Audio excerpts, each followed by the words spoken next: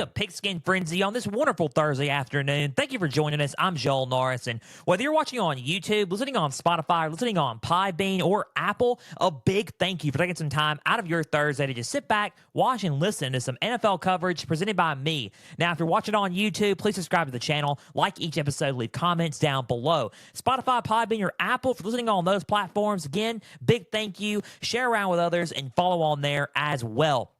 We have X, Instagram, and Facebook. All you got to do is just type in Pigskin Frenzy. Follow, like the pages there. You'll get episode updates. You'll get news and highlights from across college and NFL football. You'll get trivia questions on Instagram stories. Go and answer today's, as well as all things up to date for Pigskin Frenzy. NFL day today, and let me go on and tell you something. Halloween was Tuesday. The NFL went trick-or-treating, right? They went tricking, and they were treating with us with the NFL trade deadline. We're going to break down some of the moves that were made, some notable moves that didn't really surprise me, some moves that kind of did surprise me. And we're going to talk about that. We're going to break down the trade deadline and the moves there.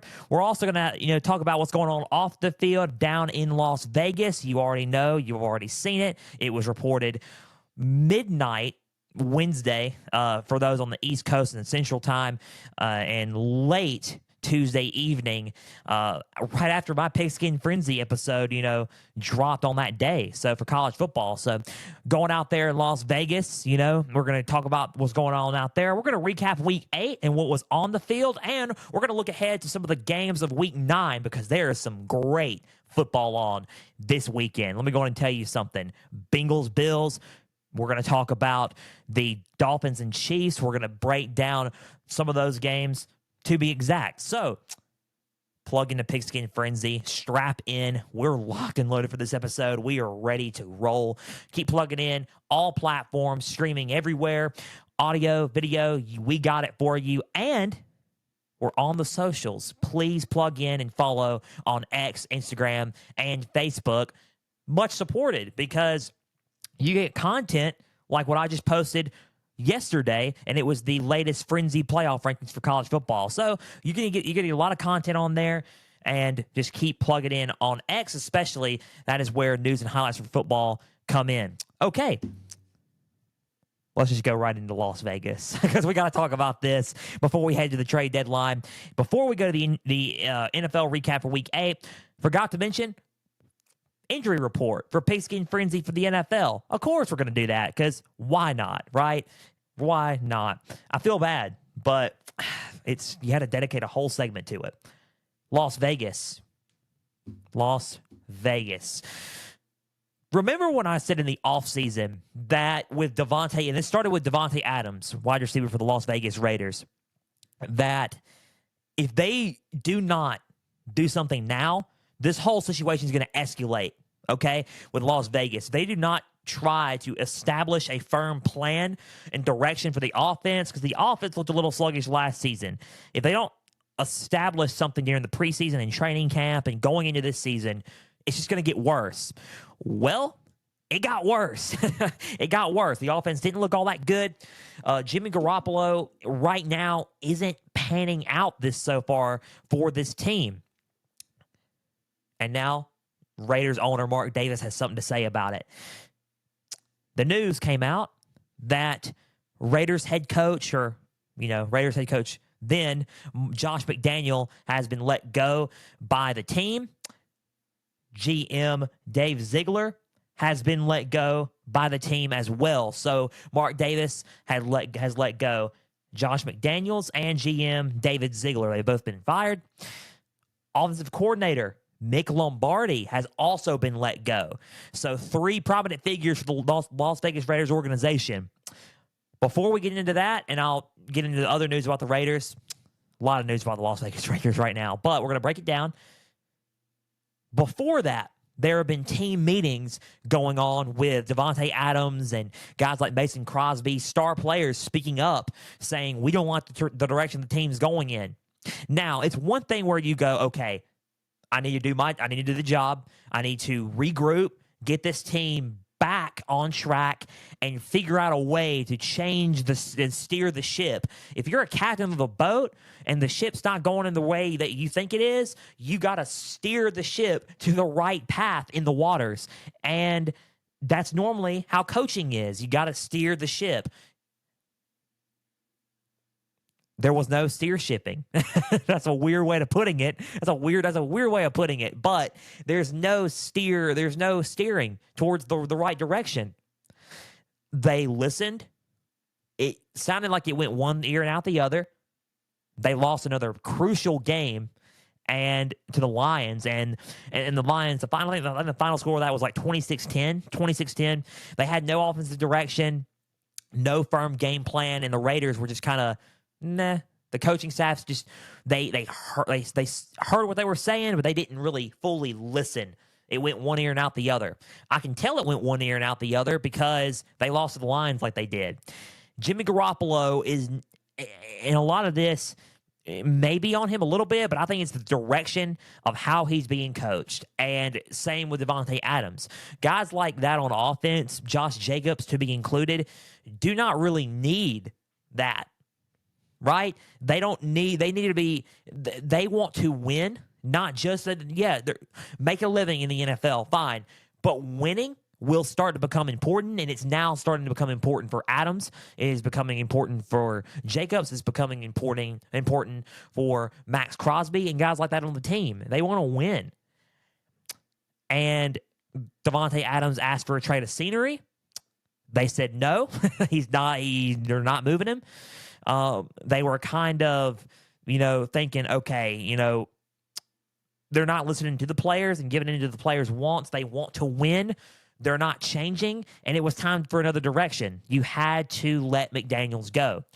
That is not saying that he's a bad guy and all that. I'm just strictly business. If you're not changing and you're not getting the right results and you're not willing to change, you got to let him go. And that's the best way to put it. You got to let them go. They didn't steer the ship. They're keeping on. They're going to keep on going in the direction they were going in. Okay, that's it. We got to part ways. We want to win. We want to compete against the Kansas City Chiefs and the Chargers and the Broncos in the AFC West. Not only in the West, we want to compete in the AFC because we got some key players on our team that can help us compete in the AFC, and we're not doing that. So, you got to let them go and change direction coach-wise. So, they fired offensive coordinator Mick Lombardi. They fired head coach Josh McDaniels. They fired GM David Ziegler. Now, other news, the Raiders, before we get to more coaching news for the Raiders, are benching quarterback Jimmy Garoppolo in favor of rookie quarterback Aiden O'Connell out of Purdue. That is,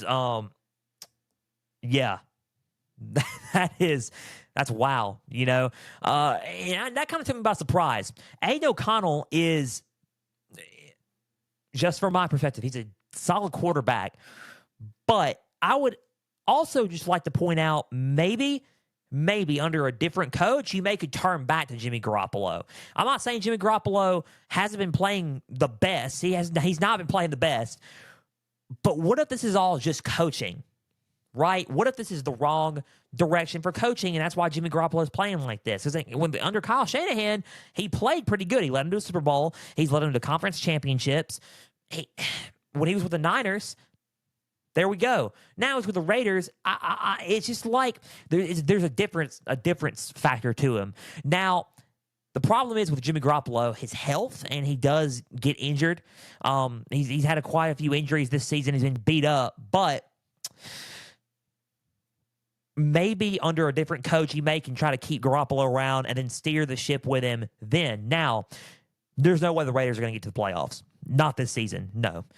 We got to wait until next year to see what's going on in 2024 with Las Vegas, but they're not going to go to the playoffs. However, I'll just say this. I'll be very shocked if they make the playoffs. I don't think they're going to. I'll be very shocked if they do. Now, Aiden O'Connell, let's see if he rights the ship, and let's see how well he plays. He didn't do all that bad a few weeks back, but let's just see how he keeps on playing and see how it goes. They are benching Jimmy Garoppolo for rookie Aiden O'Connell. The Raiders are now planning to name linebacker coach Antonio Pierce their interim head coach, And Raiders have named assistant GM Champ Kelly as their interim GM for full time. That's what's going on in Las Vegas. Who do you guys think is going to be the next coach and GM for the Las Vegas Raiders? There's some interesting names out there. We'll see, and we'll talk about that in the near future of some names and some guys who we think could potentially be on the hunt for this Las Vegas Raiders opening.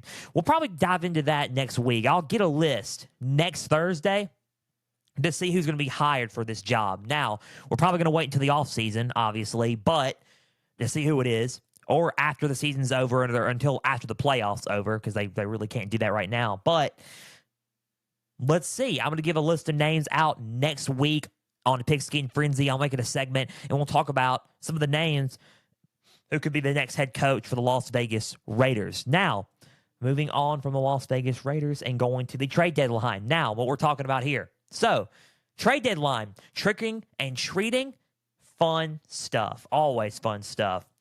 Deadline was Tuesday. I've been promoting and talking about it for the past couple of weeks. Now we're here. Some moves were made, and some interesting moves were made. Now, spoiler, and I'm just going to just break this down. Here's who was not traded, and that's caught me by surprise. Cortland Sutton and Jerry Jeudy were not traded. I was surprised by that. I thought the Broncos were willing to try to start over and get rid of them, but Sunday's pass game may have had a change of plans, and we will talk about the Broncos game against the Chiefs later on in the episode. But after this segment, but I was surprised that they didn't trade him. Now, it probably could have something to do with that game, but who knows? They're staying around in Denver for the time being. Now, the moves that were made, the Giants traded defensive lineman Leonard Williams. Now, Leonard Williams, I expected him to be traded, not to this team, though. The Giants have traded defensive lineman Leonard Williams to the Seahawks for a 2024 second-round pick and a 2025 fifth-round pick. Good trade for the Seahawks. Good pick there. They beef up their line once more. They signed Frank Clark. They're bringing him back to Seattle. Now they bring Leonard Williams into the fold. That defensive line is going to get even more problematic for the offensive linemen who they're going to face each week. Seattle, looking solid. Not going to lie. They look solid. They had a good game against the Browns. We're going to talk about that in a minute also. Seattle beefing up their defensive line. They look good. And not only that, they're 5-2. They're 5-2. They got the Ravens Sunday. That's going to be a tough game. I was just looking at their schedule, pulling up their schedule. Don't have the graphic up on there yet, but I'm saying they're playing the Ravens. So, Ravens, Seahawks, that's going to be an interesting game. That defensive line looks pretty problematic. Let's see what happens there. Adding Leonard Williams into the fold and, adding some more into that rotation of guys into that line, beefing up that line even more. Pretty good, I think. I think it's a good trade, good deal for the Seahawks there.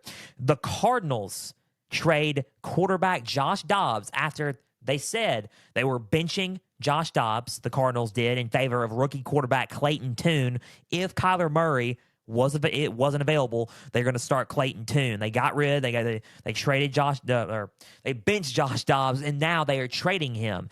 The Cardinals have traded quarterback Josh Dobbs and a 7th-round pick to the Vikings for a 6th-round pick. Why to the Vikings? I'll have more on that later on in the show.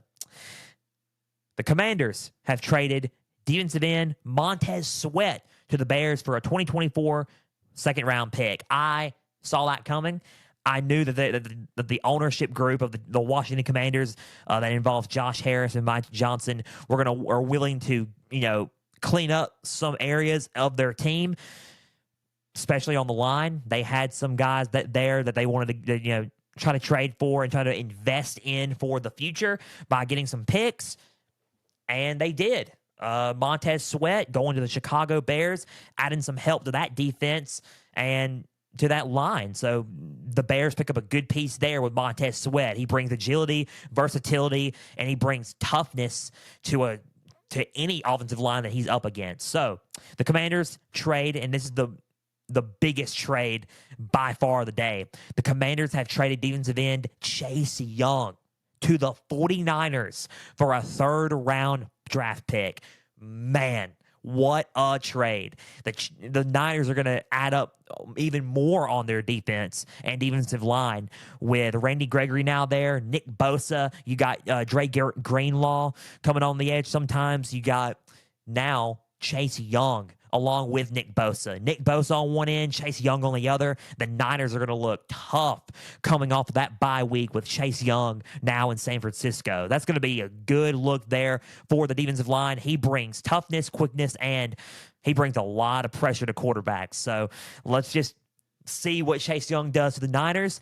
Good trade there for the Niners. And now, one more quick one before we move on from the deadline. These were just the top moves for the deadline and some of the moves that happened. The Browns trade wide receiver Donovan Peoples-Jones for a 2025 sixth-round pick to the Detroit Lions. The Lions released Marvin Jones after Marvin Jones was announced that he was stepping away from football for a little bit due to personal reasons. Thoughts and prayers are with Marvin Jones, and hope he's doing well here at Pigskin Frenzy. So Donovan Peoples-Jones to the Lions adds that missing piece of the receiving core for the Lions on offense. So the Lions look really good against the Las Vegas Raiders Monday night. Let's see what the Lions do from here on out, especially now that Donovan Peoples-Jones is there. Sixth-round pick for 2025. The Browns are investing in their future.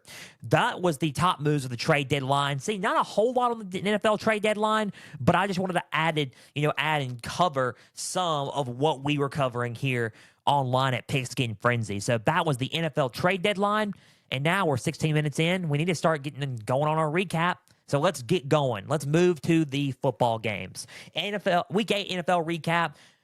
Bills and Buccaneers. Last Thursday night's football game. I said that it was going to be a lot closer, and I didn't think it was going to be, it was a must-win almost for both. They kind of needed a win, and I picked the Bills to win, and they did win. Final score, Bills 24, Buccaneers 18. Now, is this going to hurt the Buccaneers in the long run? Maybe not. Who's to really say, but maybe not. Let's see if the Buccaneers keep trying to right I'm using the captain term again, or right the ship, to see if they can get some more wins. I think the Falcons' loss kind of hurt them a little bit, but let's see what happens moving forward for the Buccaneers. 24-18, Josh Allen, 31 for 40 with 324 yards and 2 touchdowns. With 1 interception. He also had 7 carries with 1 touchdown. James Cook, 14 carries with 67 yards. Khalil Shakir played pretty well in this ball game. 6 receptions with 92 yards. Gabe Davis, 9 receptions with 87 yards and a touchdown. Stephon Diggs, for the first time in a long time, did not have over 100-plus yards receiving. 9 receptions with 70 yards. Dalton Kincaid steps up in the tight end spot for Dawson Knox. He had 5 receptions with 65 yards and a touchdown. Dalton Kincaid, the Bills are really high on him. He played really well. They fed him the ball a lot. He works really well and in block protection for running when they're running the ball. And Dalton Kincaid they're really high on him up in Buffalo. Linebacker Terrell Bernard was the highlight for that defense with 8 total tackles. Let's go with the Buccaneers really quick before we talk about the game. Baker Mayfield, 25 for 42 with 237 yards and 2 touchdowns, 3 carries with 19 yards. Rashad White, 9 carries with 39 yards, 7 receptions with 70 yards. Chris Godwin, 5 receptions with 54 yards and a touchdown. Mike Evans, 3 receptions with 39 yards and a touchdown. Cade Otton, their tight end, 4 receptions with 27 yards. And the defense played a little bit stingy with 1 interception, but it was also led by safety Ryan Neal with 13 total tackles. Now, this game, it was a game where I expected the Bills to win, but a little bit close. I expected the Buccaneers to go in to Buffalo and play with their hearts. Just play passionate football, 60 minutes of football all the way through. I thought Baker Mayfield played pretty well. He played pretty well. I think it was a little bit back and forth. I think both defenses played really good. I just think in the end, Buffalo just got the better of them. They outmatched them in a few areas. And perp there, unprofessional. My apologies. And the Bills just outmatched them in one area. I think that one area, honestly, was quarterback play. And it's weird to say that when you're saying, Baker Mayfield played good. They did. But I think Josh Allen was the true piece in this. Josh Allen dipped it off to his receivers. He had one piece of protection with Dalton Kincaid in there, and I think Kincaid made a difference this game. I really did. I think Kincaid and Josh Allen playing better at quarterback made a big difference in this game in the end. Now, Baker Mayfield played lights out. He played pretty good football. But Josh Allen just played a tiny bit better to help them get the win and move on to the Bengals that's coming up Sunday night on NBC. So, final score, Bills 24, Buccaneers 18. Nothing really much to say, but the Buccaneers are going to go back to the drawing board and see what's going on this coming up Sunday. But the Bills, rocking and rolling on their way to Cincinnati coming up Sunday night. 24-18, Bills defeat the Buccaneers. Jaguars and Steelers. I was 3-1 picking these games. I got this one wrong. This was the only one I got wrong. Final score, Jaguars 20, Steelers 10. I picked the Steelers to win this game. The Steelers did not. And I'm going to tell you what happened here in a little bit. Let's go with the stats. Trevor Lawrence, 24 for 32 with 292 yards and a touchdown with one interception. Travis Etienne, 24 carries with 79 yards and 3 receptions with 70 yards and a touchdown. Now, Evan Ingram played good ball, right? As usual. Evan Ingram, 10 receptions with 88 yards. Calvin Ridley, 6 receptions with 83 yards. Christian Kirk, 4 receptions with 46 yards. And the defense played solid by notching 2 takeaways and held the Steelers to only 70 rushing yards. Let's go with the Steelers really quick, and I'm going to get back to the game. Kenny Pickett, 10 for 16 with 73 yards, but he left the game due to rib injury, so he did not complete the game. Oh, no. Mitchell Trubisky, he comes in, 15 for 27 with 138 yards. Touchdown with 2 interceptions with 3 carries and 18 yards. Jalen Warren, 5 carries with 19 yards, 4 receptions with 19 yards. Najee Harris, 7 carries with 13 yards, 5 receptions with 42 yards. Deontay Johnson, 8 receptions with 85 yards. Connor Hayward, 5 receptions with 24 yards. He takes over for the injured Pat Freiermuth. And George Pickens caught a 22-yard touchdown. The defense gave it their all. They even notched an interception, but in the end, the Jaguars just proved to be a little bit too much. But I'm going to tell you what, linebacker Cole Holcomb, he led the night in tackles with 11 total tackles. So, Steelers, Jaguars. Here's what made the difference. The Steelers couldn't create those explosive plays. I think that's what got the Steelers. The Jaguars played pretty well. They played well on both sides of the ball. Trevor Lawrence played a good game. Etienne always playing a good game, along with Evan Ingram. And their defense was pretty stingy. The Jaguars are a team I would look out for, especially in the South. I know that. But the Jaguars, not only in the South, but in the AFC, they are playing some pretty salty football right now. I know that's a term that the modern kids use. I'm 23 years old, guys. I'm 23. So, the Jaguars look pretty solid. They do. They look like a solid football team. They, honestly, are doing some things that most teams aren't really doing that well. I think they're throwing the ball pretty consistently. I think that the run game with Travis Etienne, you add that into the mix. You got some underrated weapons with Evan Ingram, Calvin Ridley, and Christian Kirk. They just look good. And on defense, with guys like Devin Lloyd, you got guys on that team who are Darius Johnson. You got guys on there that are pretty solid. So in the secondary, in the linebacker spot, and in the defensive line with Tavon Walker. You got guys like that playing their hearts out for the Jacksonville Jaguars. So in my honest thoughts, Jaguars look pretty solid. 6-2. They have built themselves up from where they were a few years back. Picking Trevor Lawrence at 1 and then picking Tavon Walker at 1. I mean, it's unbelievable to see. You know, it's a shocker almost that Jacksonville is 6-2, entering week 9 of NFL play, and it's pretty remarkable, honestly. I'm really high on the Jaguars right now. I think they're a team to prepare for and play. So just watch out for them. I'm still high on the Steelers. I think what happened was due to the injury. They just couldn't get anything going when it came to a rhythm on offense. Now, Mitchell Trubisky tried his best. He did. He threw a 22-yard bomb to George Pickens for a touchdown. They tried to get stuff going on the ground, but they just couldn't because the Jaguars defense kind of read into it a little bit. They couldn't create the explosiveness on offense to get things going, and that's why it was a 20-10 score, and it went to the Jaguars' favor. Final score, Jaguars 20, Steelers 10.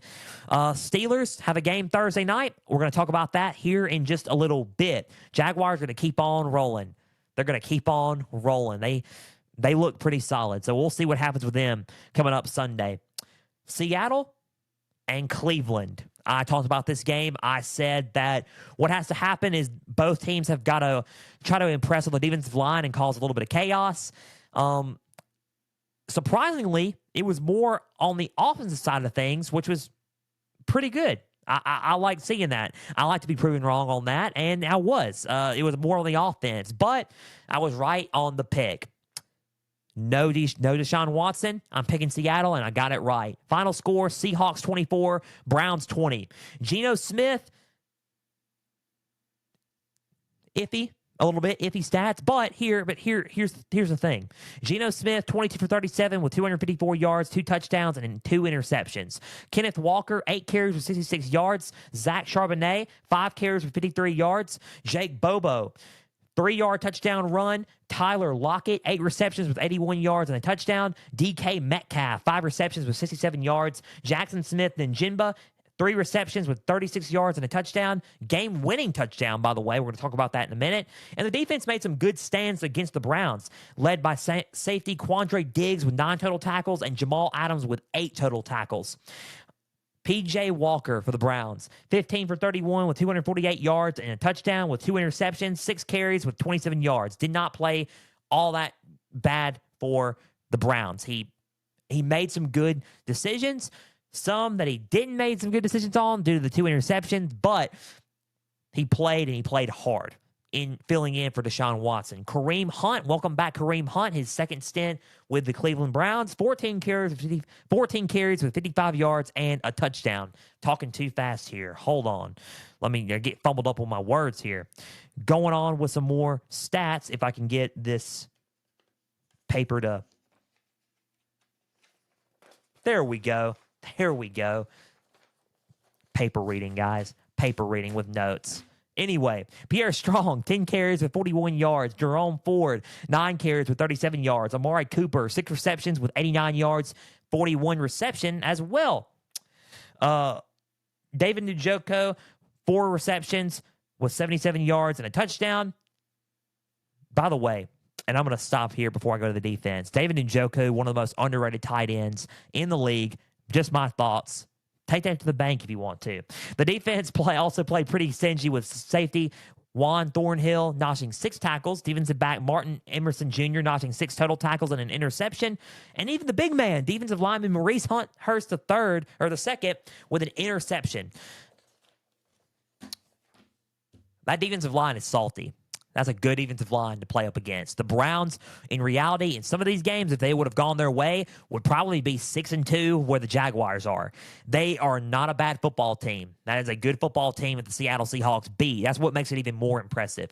I think the injury with Deshaun Watson kind of hurts them a little bit on offense, but P.J. Walker has given it everything he has for the Browns. I think the running game is a little bit better now with Kareem Hunt back in the fold. Jerome Ford a little bit banged up with his ankle, but he still played Sunday. Pierre Strong Jr., he's helping out, carrying the rock a little bit. I think the injuries with Nick Chubb did hurt the running game a little bit for a time being there, but you got 3 guys there that can carry the load while Chubb is out for the year and expected to return next year. Now, Deshaun Watson, there's no update on him really on when he will return, but he did practice today, which was good. So we'll see what happens with the Browns. They played they played hard, and they played with a lot of intensity, but they just couldn't get it done in the end.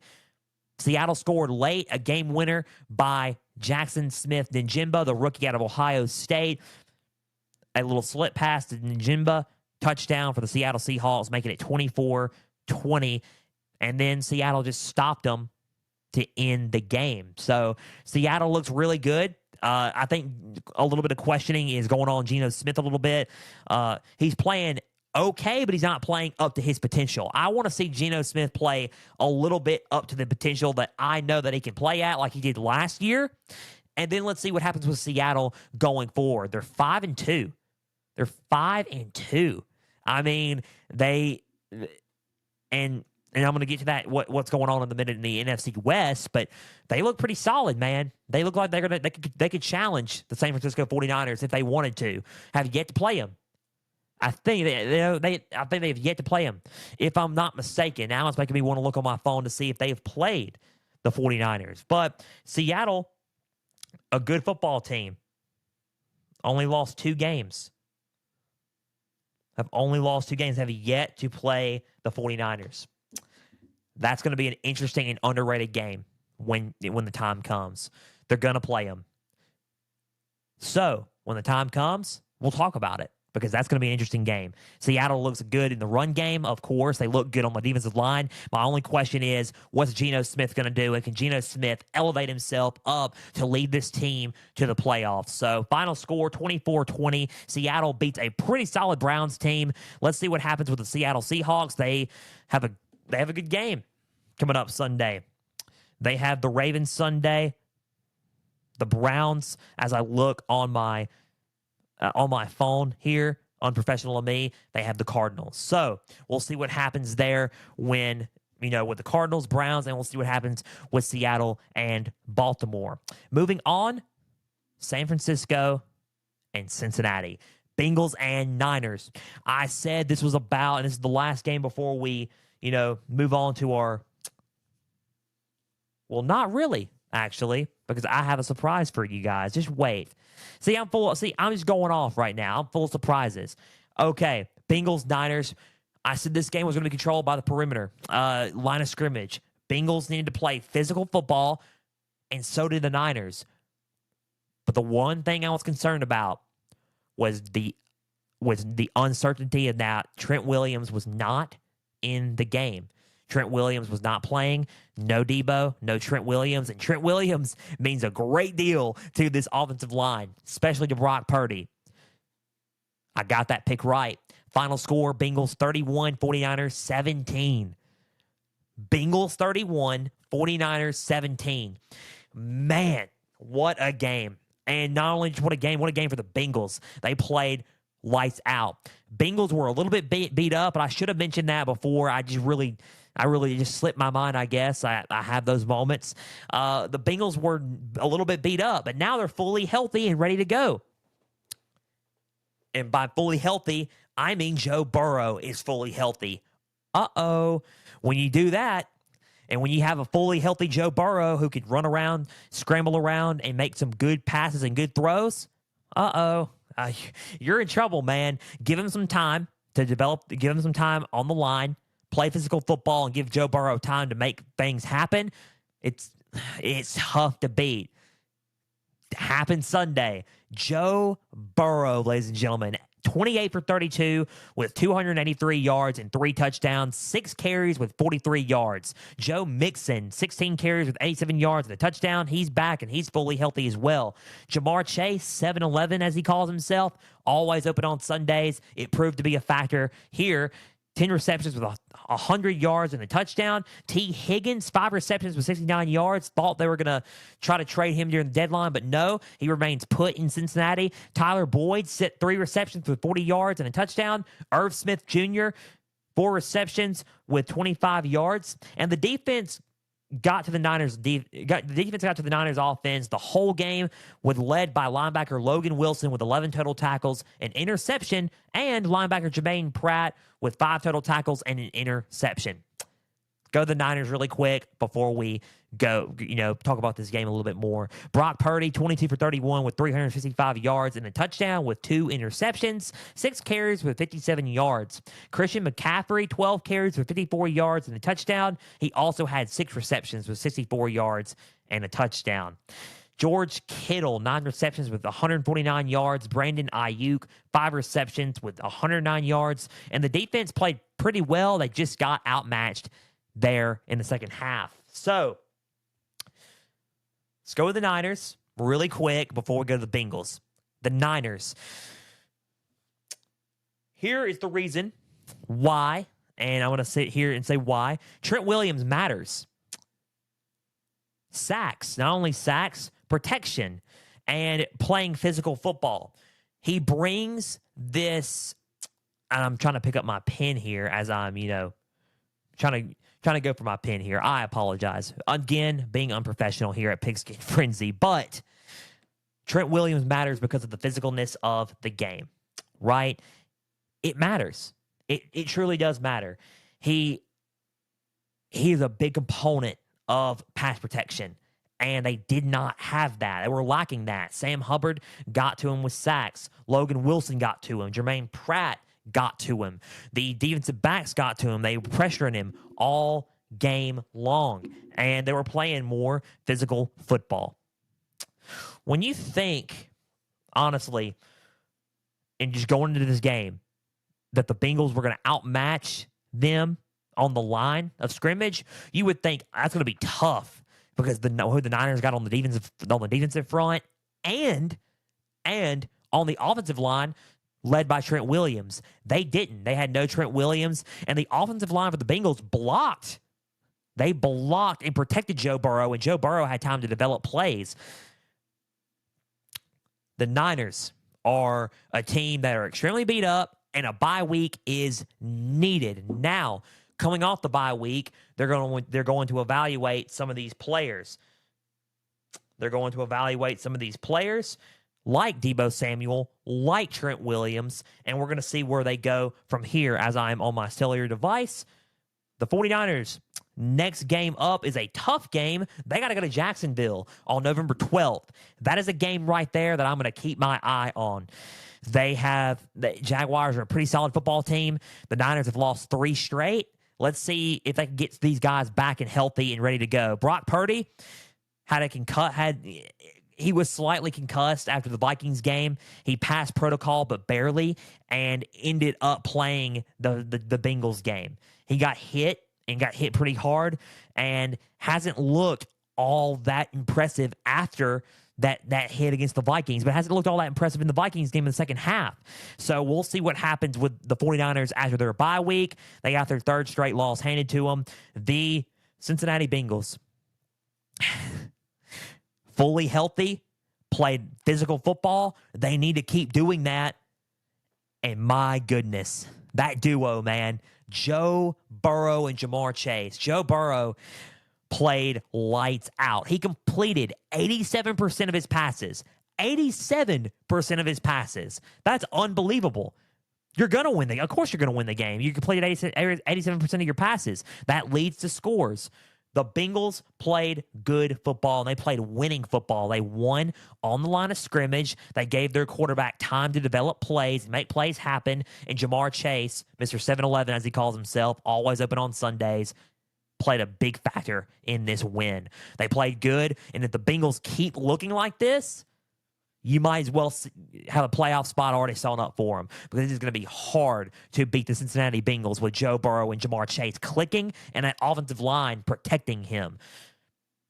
If they look like this, let's see what happens Sunday. Going to be a good one going Sunday night. Joe Burrow is back, and the Bengals look like they're on their way back too. Final score, Bengals 31, 49ers 17.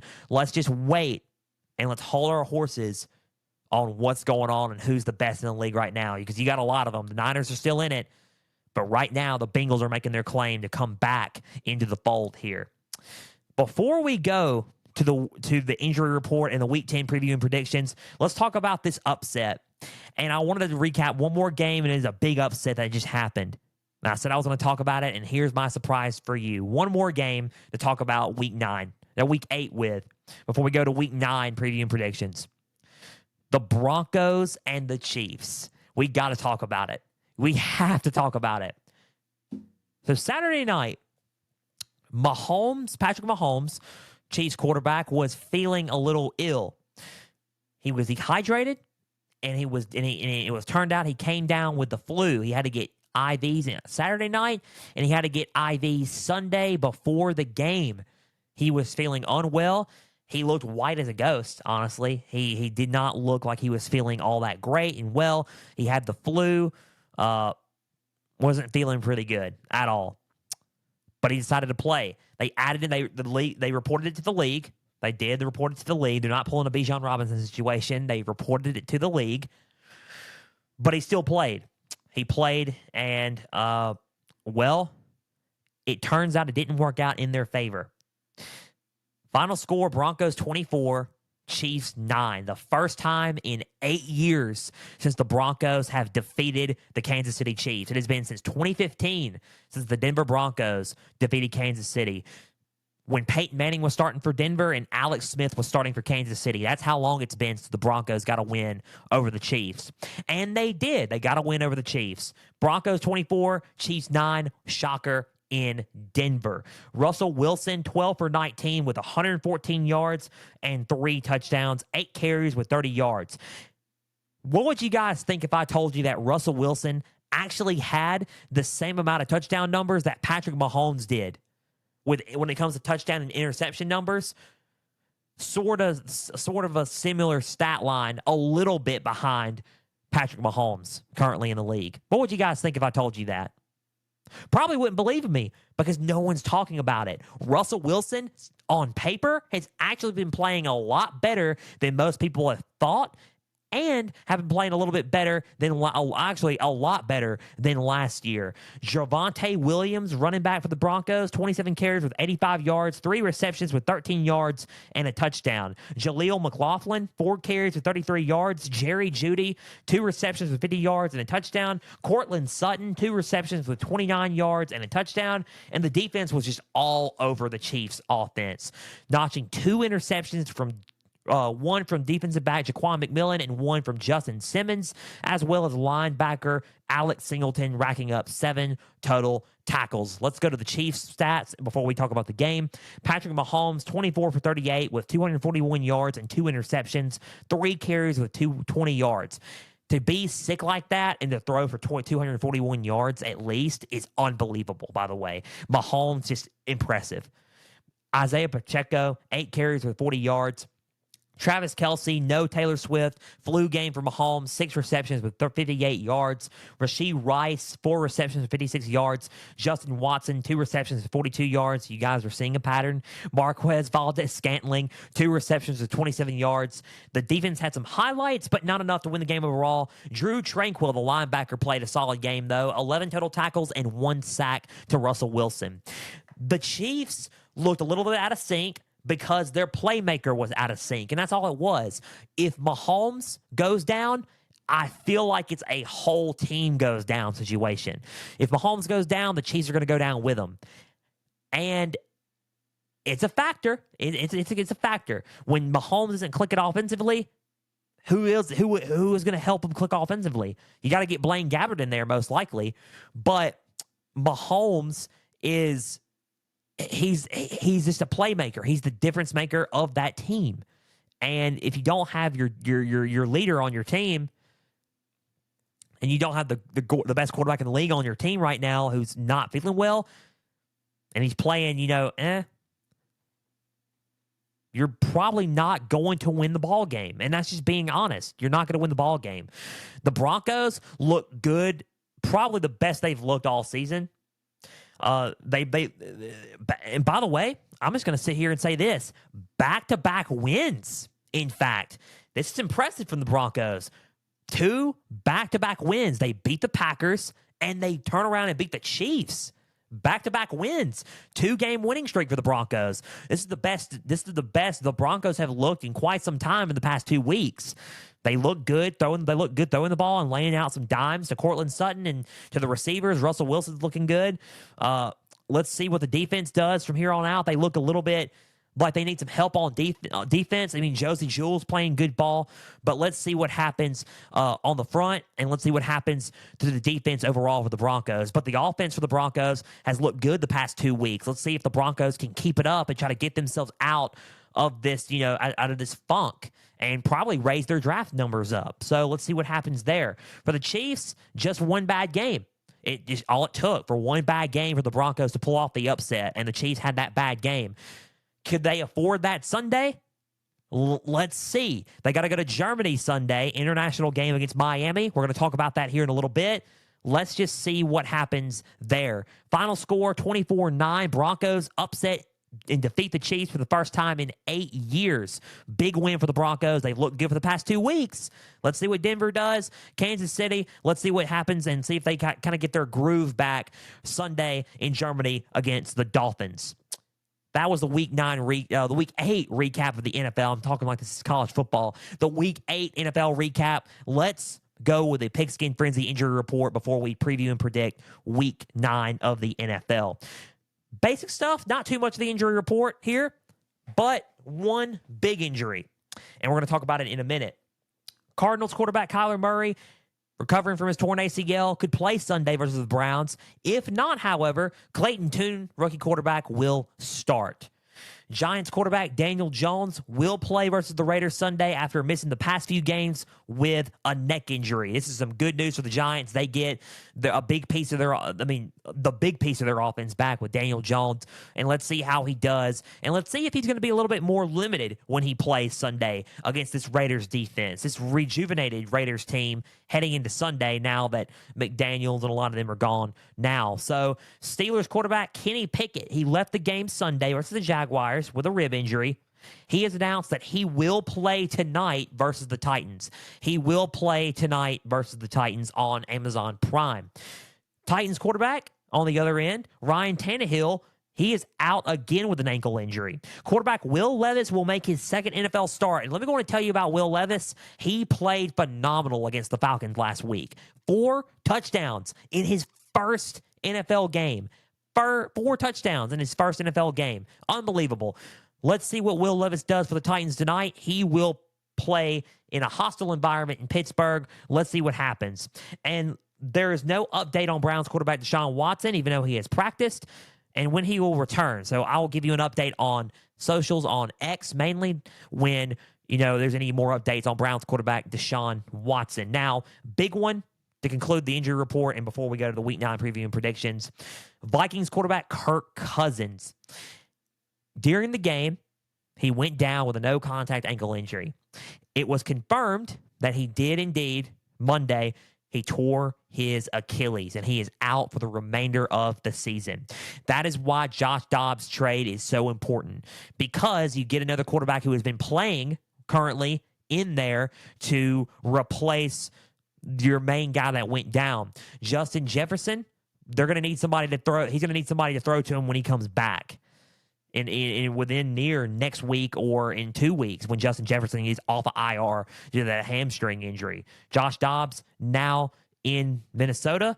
Let's see what happens here with the Vikings, and let's see about the quarterback situation coming up here shortly. I'll give you updates on the quarterback situation with Minnesota. Kirk Cousins is out for the season after tearing his Achilles in a win over the Packers. Will this be his final game with the Minnesota? Going down like that, because we don't know, since he will become an unrestricted free agent coming up this offseason. So we'll see what happens with Kirk Cousins, and we will see what happens with the Vikings moving forward. Kirk Cousins out for the season after tearing his Achilles in a win over the Packers. Solid quarterback, too, Kirk Cousins is. He's been playing lights out. He played a lights out game against the Niners last week, and it's very unfortunate for this to happen. Thoughts and prayers go out to everybody on this list, and go out to Kirk Cousins after tearing his Achilles in a game against the Packers. Thoughts and prayers for a speedy recovery to Kirk Cousins. Now, that was the injury report. Week 9 preview and predictions coming up to conclude today's episode of Pigskin Frenzy. Now, tonight's game. Titans at Steelers. Titans are 3-4. Steelers are 4-3. Now, big time game for both. I'm in a situation now, really, where the Titans probably need to win a little bit, and the Steelers don't need to lose, if that makes sense. That sounds weird. They both need to win a little bit.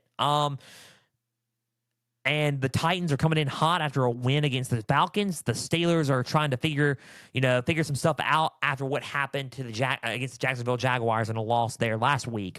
The keys to this game, pretty simple. I think for the Titans, Will Levis just needs to have another game like he did against the Falcons. If he throws for 4 touchdowns, I think you're in trouble. Will Levis presents an incredible down the field stretch against any defense. He presented it against the Falcons. I'm pretty sure the Steelers have been taking note of that and watching film on him. He presents an incredible threat when he just looks downfield and finds an open man and finds pieces on the open field that he can capitalize on. And that's what makes Will Levis a good and solid quarterback. So if he has another game like he did against the Falcons by just tossing and dropping 4 touchdowns, this could be a Titans victory. Now, the key to the Steelers' victory is establish the running game with Najee Harris and Jalen Warren. They didn't do that much against the Jaguars defense, but this is a Titans defense that has a little bit more, let me just say, openness to it, and they struggle a little bit when it comes to the run game on run defense. They are 17th in rushing defense. 107.4 yards a game for the Titans that they allow on the ground. That's a key note right there. If they establish the run game and get around that mark or get over that mark, I think the Steelers can present a good challenge and do enough to probably win this ball game tonight. Who wins? Prime football game, Thursday Night Football on Amazon Prime with Al Michaels and Kirk Herbstreit on the call. Who wins this? Close game. I think the defensive line for the Steelers kind of pressure Will Levis a little bit, especially TJ Watt. I think they established the run game a little bit, and I think the Steelers in this game and win this game against the Titans. Steelers, they move to 5-3. Titans go to 3-5. Steelers 27, Titans 17. I think it's going to be a 10-score game. Steelers 27, Titans 17 to win and head into, kick off a week 9 here on Thursday Night Football tonight on Prime. Steelers 27, Titans 17. Now, moving on to some of these other games to conclude. Dolphins versus Chiefs in Germany. I am looking forward to this one. I'm excited about it. Let's see what happens here. 8 a.m. or 9 a.m. Eastern, 8 a.m. Central Time, Sunday morning. Dolphins versus the Chiefs, both 6-2, very high-scoring game that I feel like it could be a very offensive style of game here. 2 keys and a question. Dolphins just really need to start fast. I think the Dolphins just really need to start white hot, run the ball a little bit with Raheem Mostert, find the open matchups with Tyreek Hill, Jalen Waddle. Start fast, play fast on offense, and that could be a good way to win the ball game. Now, for the Chiefs, the secondary is going to come into play for this one, I think. It's going to be an offensive game still, but the secondary needs to find a way to get some stops and to make some containment on those Dolphins wide receivers to contain Tyreek Hill and Jalen Waddle. Let's see if the Chiefs can do it, and if Trent McDuffie and Mike Warner, if they are on for that, right? If guys like Trent McDuffie are, for it, and L'Jarius Sneed are, up for the challenge, let's see what happens there against Hill and Waddle. Big question for this game, will Patrick Mahomes be will he feel more healthy? Like, will Mahomes feel more healthy than he did last week? With the flu, that kind of shook him a little bit, right? He looked off per usual, right? A lot of people with the flu are not going to play to their best game. They're going to make bad decisions. They're going to feel a little off. But he still threw for 241 yards with the flu, okay? So he played well in that area. Will Mahomes feel a little bit more healthy than he did last week? That's a big question. I think this game's going to be close. I think Mahomes is probably going to be a little bit better coming into this week. I think it's going to be a close game, back and forth. In the end, I think Kansas City does enough to get the win here. Give me the Chiefs. I think it's going to be close. I think it's going to be a little bit high scoring. I think it's going to be a 38-31 victory. Chiefs 38, Dolphins 31.